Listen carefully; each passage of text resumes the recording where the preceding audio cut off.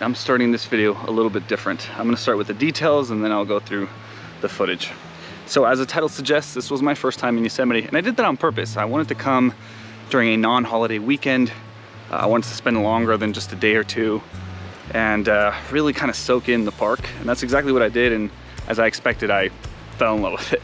The moment you drive in, man, I don't know how to explain it, but it's the waterfalls, it's the rocks. The park design is really well done. You can tell it's really well thought out. A lot of the park is 2 lanes, so the going and coming are different spots. When you think about Sequoia, for example, a minor car accident or something could derail the entire day.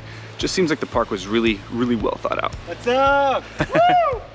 I'll keep that in. The first full day we did the harder hike. It was Vernal Falls via the Mist Trail, and we went to Nevada Falls as well. It ended up being about 8 miles because during the winter time, which it's now spring but hasn't opened up yet, during the winter time, not all the bus stops are open, which is something you may want to consider when you come here and depending on what time of year you come.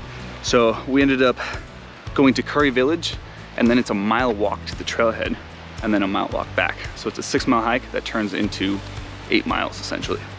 The next full day we drove around Wawona, put the name here, a road, checked out Tunnel View and just a little bit up north, and did 2 really easy hikes, really even wheelchair friendly, Lower Yosemite Falls and Mirror Lake.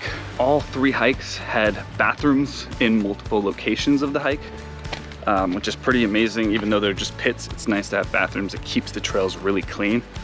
Mist Trail, there was multiple bathroom sites and even a place to refill your water within like a mile up the trail. I'll have full trail guides on these hikes coming out in the next few weeks, so make sure you stick around for that.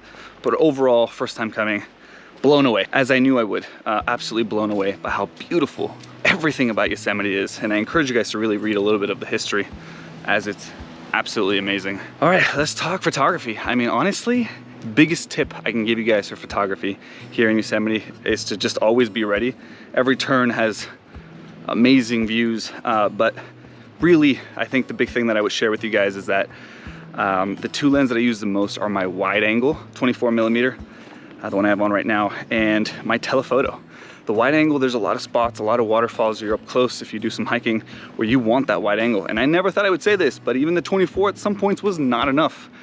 And you want that telephoto because sometimes you can't get that close to these waterfalls or some of these cliffs, maybe in the morning as the fog is coming through, and you want to be able to zoom in and really focus on the waterfall. Now, I am also really happy with how my phone photos came out here.